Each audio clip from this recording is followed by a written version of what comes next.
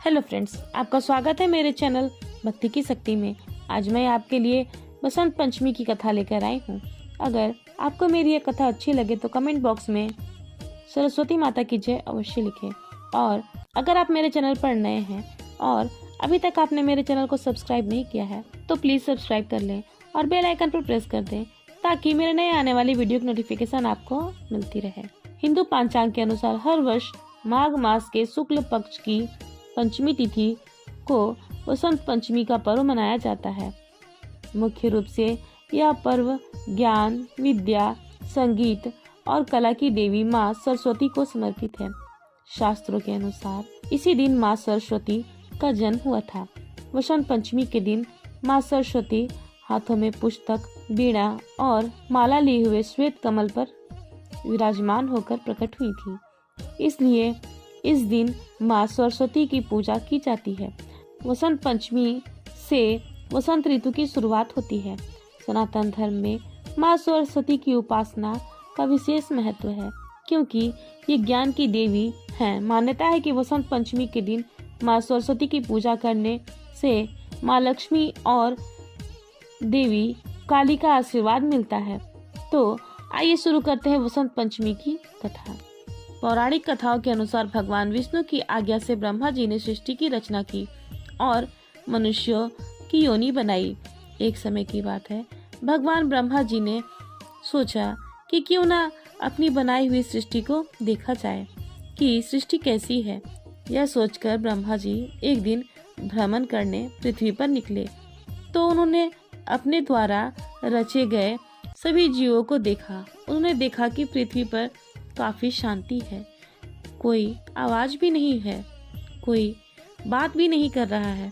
ब्रह्मा जी अपनी बनाई हुई सृष्टि से संतुष्ट नहीं थे। उन्हें लगता था कि कुछ कमी रह गई है, जिसके कारण चारों ओर मौन छाया रहता है। तब ब्रह्मा जी ने इस समस्या के निवारण के लिए अपनी कमंडल से जल अपनी हथेली में लेकर संकल्प स्वरूप उस जल को छिड़ककर भगवान श्री हरि विष्णु की स्तुति करनी शुरू की। ब्रह्मा जी के किए स्तुति को सुनकर भगवान विष्णु तत्काल ही उनके सम्मुख प्रकट हो गए और उनकी समस्या जानकर भगवान विष्णु ने आदि शक्ति दुर्गा माता का आवाहन किया। विष्णु जी के द्वारा आवाहन होने के कारण माँ दुर्गा वहां तुरंत प्रकट हो गयी। तब ब्रह्मा जी एवं विष्णु जी ने उनसे इस संकट को दूर करने का निवेदन किया। ब्रह्मा जी तथा विष्णु जी की बातों को सुनने के बाद उसी क्षण आदि शक्ति दुर्गा माता के शरीर से श्वेत रंग का एक तेज उत्पन्न हुआ जो एक दिव्य नारी के रूप में बदल गया। यह स्वरूप एक चतुर्भुजी सुंदर स्त्री का था। एक हाथ में वीणा तथा दूसरे हाथ में वर मुद्रा थी।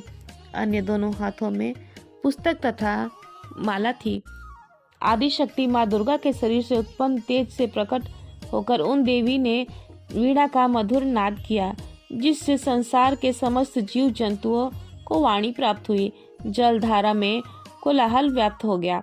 पवन के चलने से सरसराहट उत्पन्न हो गई। तब सभी देवताओं ने शब्द और ज्ञान का संचार कर देने वाली उन देवी को अधिष्ठात्री देवी सरस्वती कहा। फिर आदि शक्ति माँ दुर्गा ने ब्रह्मा जी से कहा कि मेरे तेज से उत्पन्न हुई सरस्वती आपकी पत्नी बनेगी। जैसे माँ लक्ष्मी श्री विष्णु की शक्ति हैं, पार्वती भगवान शिव की शक्ति हैं, उसी प्रकार ये सरस्वती देवी ही आपकी शक्ति होंगी। ऐसा कहकर आदि शक्ति माँ दुर्गा वहां से अंतर्ध्यान हो गई। इसके बाद सभी देवता सृष्टि की संरचना में संलग्न हो गए। माँ सरस्वती को बागेश्वरी, भगवती शारदा, वीणावादिनी, वाग्य देवी के नाम से पूजा जाता है। ये विद्या और बुद्धि प्रदाता हैं। संगीत की उत्पत्ति करने के कारण ये संगीत की देवी भी हैं। वसंत पंचमी के दिन को इनकी प्रकोत्सव के रूप में भी मनाते हैं। पुराणों के अनुसार भगवान श्री कृष्ण ने सरस्वती माँ से खुश होकर उन्हें वरदान दिया था कि वसंत पंचमी के दिन आपकी आराधना की जाएगी। इस कारण हिंदू धर्म में वसंत पंचमी के दिन विद्या की देवी सरस्वती की पूजा की जाती है। वसंत पंचमी की पूजा विधि। वसंत पंचमी वाले दिन सुबह स्नान आदि से निवृत्त होकर साफ पीले या सफेद रंग के वस्त्र पहने। उसके बाद सरस्वती पूजा का संकल्प लें। पूजा स्थान पर माँ सरस्वती की प्रतिमा या तस्वीर स्थापित करें। माँ सरस्वती को गंगा जल से स्नान कराएं, फिर उन्हें पीले वस्त्र पहनाएं। इसके बाद पीले फूल, अक्षत, चंदन, पीले रंग की रोली, पीला गुलाल, धूप, दीप, गंध आदि अर्पित करें। सरस्वती माता को गेंदे के फूल की माला पहनाएं। माता को पीले रंग की मिठाई का भोग लगाएं। इसके बाद सरस्वती वंदना एवं मंत्रों से माँ की पूजा करें। आप चाहे तो पूजा के समय सरस्वती कवच का पाठ भी कर सकते हैं। अंत में हवन कुंड बनाकर हवन सामग्री तैयार कर लें और ओम श्री सरस्वती नमः स्वाहा की एक माला की जाप करते हुए हवन करें। फिर अंत में खड़े होकर माँ सरस्वती की आरती करें। पूजा के बाद माँ सरस्वती का मूल मंत्र ओम ऐं सरस्वती नमः का जाप हल्दी की माला के साथ करना शुभ माना जाता है। इससे बुद्धि का विकास होता है। साथ ही इस दिन बच्चों के हाथ से अक्षर लिखवाकर उन्हें शिक्षा देने की शुरुआत की जाती है। विधिवत पूजा के साथ सरस्वती वंदना का पाठ करें और अंत में आरती अवश्य करें। शास्त्रों में बताया गया है कि आरती के बिना पूजा सफल नहीं होती है।